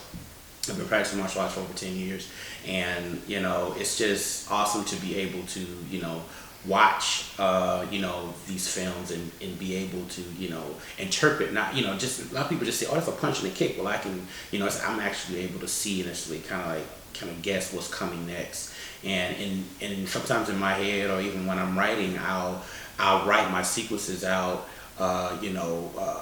motion for motion, strike for strike, and in regards to a fight scene. And she's actually read some of my stuff, and I've have kind of done that in my writing, and she was like, it's kind of interesting. So just my love for martial arts film has translated over to my my filmmaking, and I just love the detailing, and I just love the storytelling in regards to it. It's just an awesome genre. What's the next one? Psychological thrillers. I think we both really like psychological thrillers. From Get Out to Seven, like we just said. Silence of the Lambs. Silence of the Lambs. Yeah. Anything that's gonna keep me on the edge of my seat and really make me think, oh God, what's gonna happen next? Or oh no, what's gonna happen to this person? Or what's gonna happen next? So like one in particular I can think of, Notes on a Scandal. Dame Judi Dench. Shout out to Dame Judi Dench, and Kate Blanchett. It's like about this this older woman who kind of attaches herself to this younger woman's life and kind of stalks her and blackmails her, and it's so weird and creepy. You don't know how it's gonna end. It's my sister and I just happened to watch it when we were on vacation in the hotel, and we were just like, oh my god, what is going on? Yeah, it's a really good film, so watch it. If you haven't watched it, watch it. If you have watched it, let us know in the comments. But yeah, and that's what psychological thrillers do, man. They have you on the edge of the seat. Like, it's definitely fun to watch and scares the living crap out of you. Comedy. Who doesn't love comedy? I mean, I grew up on comedy. I mean, that's like the alternate genre to watch when I'm feeling down, and I watch a comedy. You know, if I don't, what's the old saying? If sometimes you gotta laugh to keep from crying.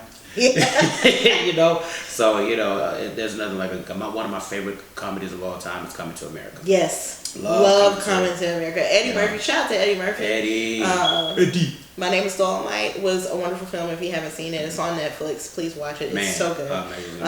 Amazing film. Yes. You know, he's kind of making a comeback, and that'll be another show. We won't get into Eddie Murphy. Right. But Coming to America.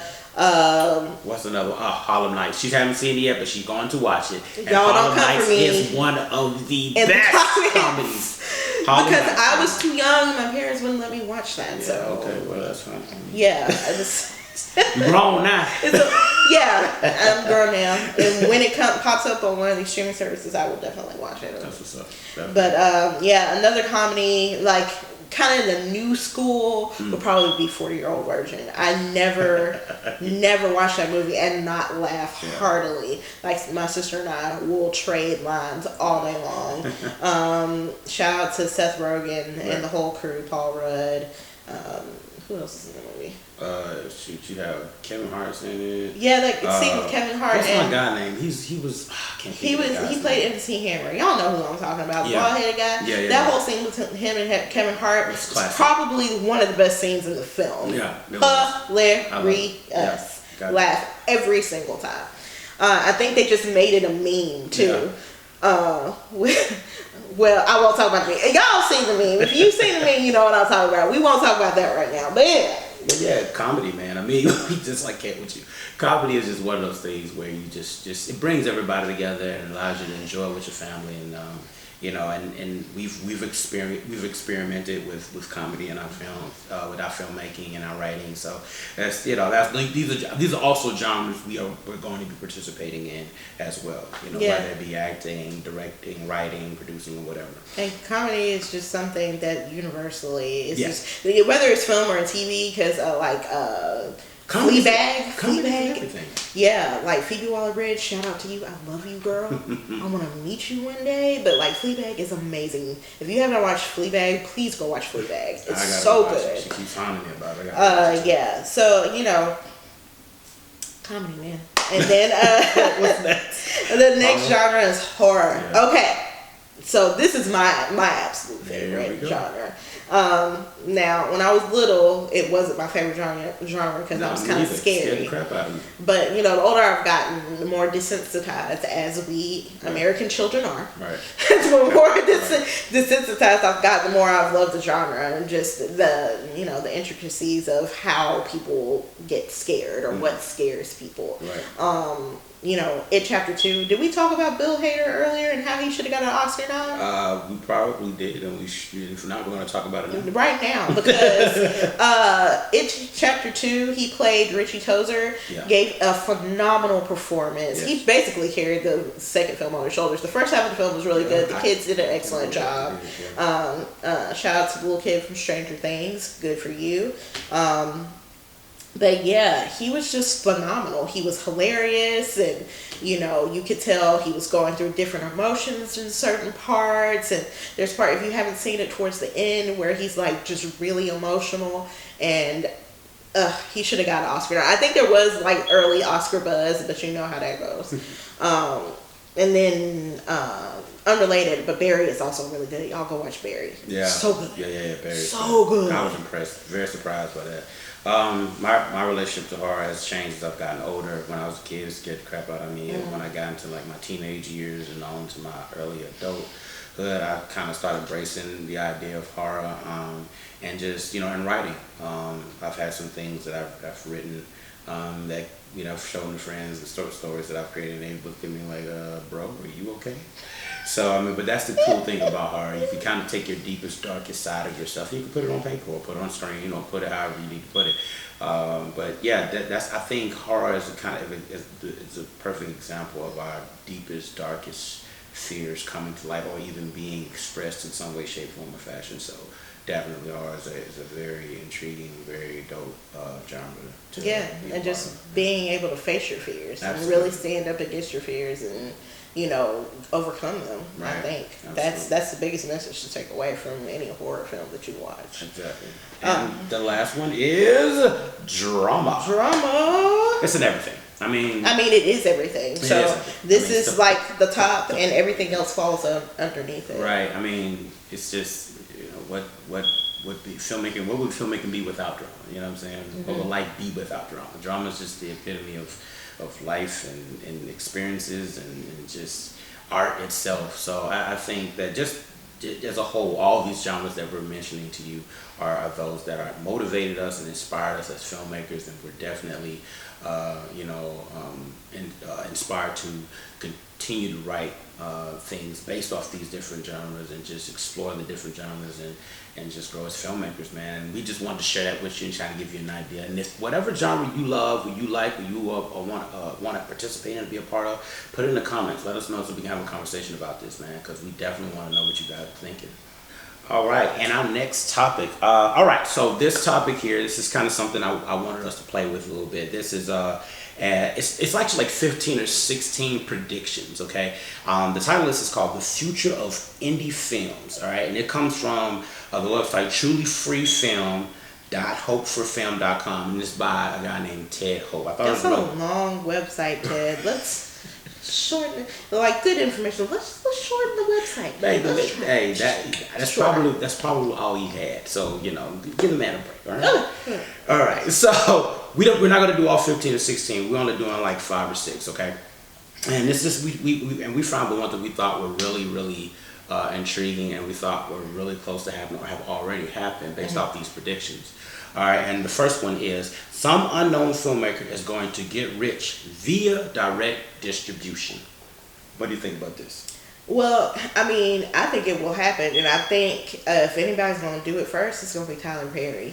Right, you don't do anything else. If you love his films or hate his films, or you're somewhere in between, Tyler Perry has done some things in this industry that nobody else has done. Indeed. And you cannot deny that. Indeed. And I have so much respect for him for what he's done in the industry. Right. And I think if anybody will be able to accomplish it, it'll definitely be him. I agree. I definitely agree. Direct distribution. Distribution is something that she and I have talked about on several occasions. We feel that it is I think it should be the goal of all independent filmmakers to be able to figure out how to distribute your own stuff, or at least if you can't distribute it all by yourself, at least get a good chunk of it, or at least 50% of it, right, to figure out how to distribute it, because that is a lot of creative control, a lot of money that's directly coming right, to you, that's and not a middleman. Right, yeah. Exactly. So, we've been working tirelessly trying to crack that code to figure out various ways. I think one unique way, I don't necessarily know how the distribution works with this, but I think more independent filmmakers have been able to get their work out through this, and that's through streaming services. Right. So, that's one form of it that obviously is available, but we're motivated and inspired to find ways of that we can directly distribute it ourselves, and how that we can control not just who views it, but how it's sent out there. And when you're able to control that, you get an opportunity to kind of control what you make and how you make it, and that's the main thing that really inspired us in regards to direct distribution. So the second one on this list is going to be a reduction in creative compromise. That kind of piggybacks off this one. I'm gonna kind of start this one off real quick. Okay, yeah. just like I was saying before, you know, reduction of creative compromise. I mean, a lot of filmmakers, a lot of writers have to compromise with these companies because, okay, they're paying the bills, or they, they're oh, you want to get it distributed this way, well, we want it this way. So, excuse me. So being able to limit that and have more creative control in regards to your own work is I think is the goal, or should be the goal for us as all of us as independent filmmakers. Having that say so of, hey, this is what I want to write, this is the story I'm going to write, and this is how I want to do it. And, and not looking for the okay from anyone else. I mean, that's one of the main reasons why, we're independent filmmakers. Yeah, I think in the old days, like the more films you made and the more notoriety you have, that's what got you the creative control. So you had to work your way up to, okay, this is my name. You already know that I'm going to bring the dollars in. So this is what I want to do creatively. And studios and production companies or what have you, producers, executive producers, were more likely to give you money for wherever you want after you have established yourself. I think now in the new age, when so many people can get their content out in so many different ways, and you don't have to go and beg people to distribute your stuff, not necessarily, or you don't have to, you could just put something out and then let it speak for itself instead of having like a billion different voices telling you can't do this or you can't do that. I think that's going to be the way from now on, for better or for worse. For better or for worse, yeah. Because some people's creative voice is different than others. Right, and their style of filmmaking or what they want to kind of bring out to the public is something totally different. And it's a pro and a con to it. You may have more weird stuff out there than you would more reasonable things and more, I don't know. I mean, it's a double-edged sword, but either way, I mean, as an artist, you want to give these and, give every individual the opportunity to create the way he or she wants to create, You want to take this third? Film school attendance will drop. Now, I mean, it's possible, because you can learn anything on the internet now. Yeah. If you really want to be a filmmaker and if you're interested, and I've noticed, I did a film camp with some teenagers this last summer, and I've noticed that they already knew way more than I did. And I was like, I have a degree and y'all already know how to do this stuff. And so I think the younger generations coming up might, learn what they know or get all their knowledge from the internet, and then by the time they get to college they may decide, well, I don't think I need this, but the piece that is missing is networking. I was just about to say that, because I mean, for me, I disagree. I think we need film schools because, I mean, you need that great divide. You're going to have those that are they just feel like they don't need schools and they're just against the educational institution. It's perfectly fine. They want to do it on their own. And and it needs to be tools for those individuals. Let them learn however they need to learn. So, big shout outs to nofilmschool.com, and YouTube and all these other things and these other filmmakers that are giving this information out, which is awesome. And then you have those that want to be a part of a prestigious school like NYU and USC or Chapman or SCAD, all these different schools, and they want to experience the educational environment, want to network, and here's the thing. I honestly believe that the ones that go to these these institutions, and they interact and connect with their instructors that are still in the industry. I mean, I think they have more of an opportunity to get their foot in the door than someone that hasn't experienced that, because I mean, they're right there. You take advantage of it and you work hard, and people are going to watch you. When you make good stuff and they see your work ethic, they're going to definitely go, okay, hey, let's see what we can do for this person. I think the educational institute, especially when it comes to film, that's kind of what that's where that great divide is for me. Number 5, a vibrant film community. You skipped one. Filmmakers will start to share data. Number 4. I'm sorry. I skipped. It's fine. I can't. The filmmakers will start to share data. Now, I think this is going to be true to a degree, Because That's what we just said. yeah, because as the community grows bigger, you'll have more filmmakers that want to collaborate and work with each other. Right.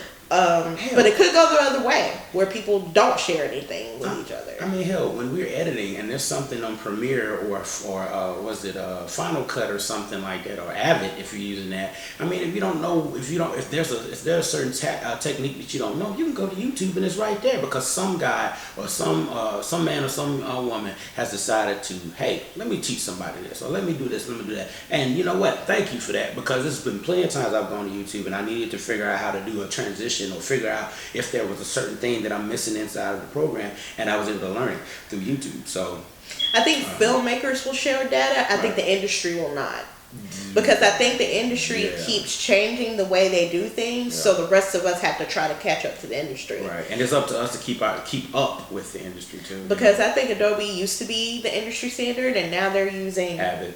Yeah. A lot of them are using Avid. And what's the one with the color? DaVinci. Yeah. So that's kind of become this industry standard, and it's not as available to the general public as Adobe products are, and also Final Cut, because they've made Final Cut very user friendly. Like, I think my kid can use Final Cut if he really wanted to. So, you know, I don't know. It's like a double-edged sword. So you do have people sharing more data, but like as the industry grows bigger, the people in the industry share less and less and less and less and less. Yeah. So I don't know. We'll have to see and hope. And as independent filmmakers, I mean, share. I mean, we should share. We should be. It's always a learning experience in filmmaking. You never stop learning, and when you do, I mean, you become obsolete if you stop learning. Sure. Number 5. Yay, officially. A vibrant film community will blossom somewhere outside of LA, New York, San Francisco, Portland, Seattle, or Austin. Go ahead. I know you want to see it. Now, I don't know when he wrote this, but that's kind of already happening. Has he not heard of Atlanta, Georgia? There we go. Or just Georgia in general? Yeah. I mean, I know a lot of people want to count the South out when it comes to everything. And I understand. There's reasons why. But what Georgia has done in the last, 20 years in the industry has been amazing. They were actually number 1 in the country for filmmaking at one point in time. Yeah, so this has already started to happen. Yeah. So we've got right next door. It can expand. It can definitely expand. I think there's things going on in Florida. There's a little bit going on, very little, as we mentioned before, but there are things going on here in Alabama.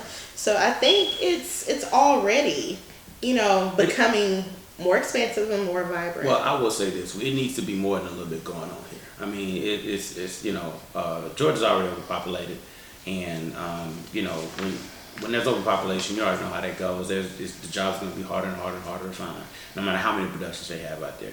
So, Alabama, we need to step our game up, man, and definitely get in the talks. It's too much time. It's too much opportunity to do it. I mean, luckily we have a film office in Alabama now. So, you guys need to look into our filmmakers. Look up our film office. They're supposed to provide jobs and keep us up to date in regards to what production companies are producing films and things like that. So, keep your ears and eyes open in regards to that. And a lot of us don't want to leave home. Like, I think, and this is kind of a side note, I think a lot of us move because we feel like there's nothing here for us, especially the younger generation. And so we move out and we go other places, and then we come back and we realize nothing has changed. But the reason is that we're the people that are supposed to create the change, and we can't create change if we leave. Yeah. So, because I went to a conference last year, it was We Talk at Sidewalk, and a lot of the filmmakers there talked about how, yes, they left and they went to New York and LA and all these other places, but then they came back home because they realized that home needs them more than those other places do. Right. So I just want to put that out there. So when you make it big and all that money, bring that money back here. Yeah, bring the money back here. I'm just saying. All right, number 6. This is funny. Internet TV will replace linear TV.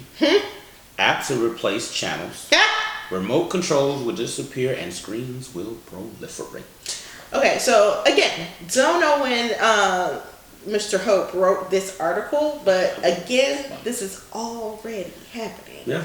Yeah. Like right now, Yeah. I know y'all got Disney Plus. Y'all were excited about it. I was excited about it because I love Disney. But it's gonna be a while for television like completely To go completely away. go away. It's gonna be a while. So Yeah. it's I mean it's too many things like even with the apps. I mean your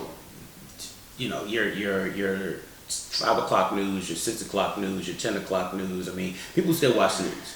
And the apps give us access to those things when we are out and about or whatever. But I will say the televisions that they're creating are making a heck of a lot difficult to want to keep cable, because all of the apps that you have on your phone You can put on your TV now. right Yeah. with the smart TVs and all that jazz. So so I mean, like I said, it'll happen, potentially happen, but it'll definitely be some years from now before it actually just goes I don't know. It might be closer than we think. You True. never know. Yeah, true. Never know. Okay, so our last segment for this show is Get Lifted. Like we said, we always want to leave you with some inspiration and a positive message. So let's just get started. So I want to quote one of the people that I think inspire me the most as an artist, is Nina Simone. She said, "An artist's duty, as far as I'm concerned, is to reflect the times." And so if you are an artist, whether it be film, photography, music, whatever you're into as an artist, or whatever you do as an individual, make sure that it reflects what's going on now, because it's kind of your responsibility to. I feel like that I try to reflect the time and try to reflect things that are going on right now, because yes, our goal is to entertain, but it's also to inform and keep people in the loop about what's going on right now in our society, in our country, and in the world. Right. Absolutely.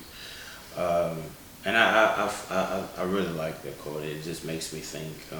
And like I say, whenever I write, I always want to take a piece of myself, or a piece of someone I've met, or a piece of life, and put that into the writing, and hopefully that is expressed through the films and through photography or whatever it is that I do artistically.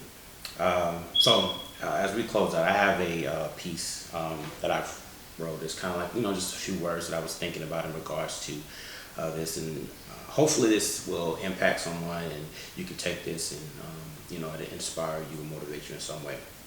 And it goes, there will be days where you want to quit. There will be days that you wonder, what the hell am I doing? The fact of the matter is this: everything can go wrong, but you're right as long as you stay committed to your goals and your purpose. I personally struggled with the idea of struggling, but in the same thought, I realized that my struggles are meant to help me grow and develop as a person. Every failure is a lesson, and every success is a checkpoint. Learn from the failures, appreciate and enjoy the checkpoints, but don't stay there. There is always room for improvement, and as long as we are alive, there is a race to run. Stay true, stay committed. Let's get to work. Okay, that's our show. Thank you for watching. Thank you for all the support that we've started to get from people that we know, friends, family, and everything. Thank you so much for watching. This has been a labor of love for us, and when emphasis on labor. Yes. And a dog fight. Yeah. Shut up. We've been thinking about doing this for how many? It's been 2 years. At least 2 years now, and finally this year, at the beginning of the year, we were just like, let's just do it. It's a new year. It's a new decade. Yeah, and it's it's just time to start doing some things different. So there'll be more to come. Look out for us. Yeah. Definitely, we appreciate you guys. We love you guys from the bottom of our hearts. Definitely look out for more content. We have more content coming. We have web series coming, documentaries coming, more episodes of the show coming. Thank you all for tuning in, and please comment, please like, please subscribe. Most important, comment, because we want to know how you felt about this episode. What can we do to improve? What do you like? What do you want to hear more of? you know, any and everything, please, please, please comment. And once again, thank you. God bless. Like, share, subscribe, share, please. You know, follow us. We're on Instagram at Lac_Shade Review. Right. We're on Twitter as well, same tag. Right. And we're here. Get used to us. We ain't going nowhere. We're right here. All right. Bye, y'all.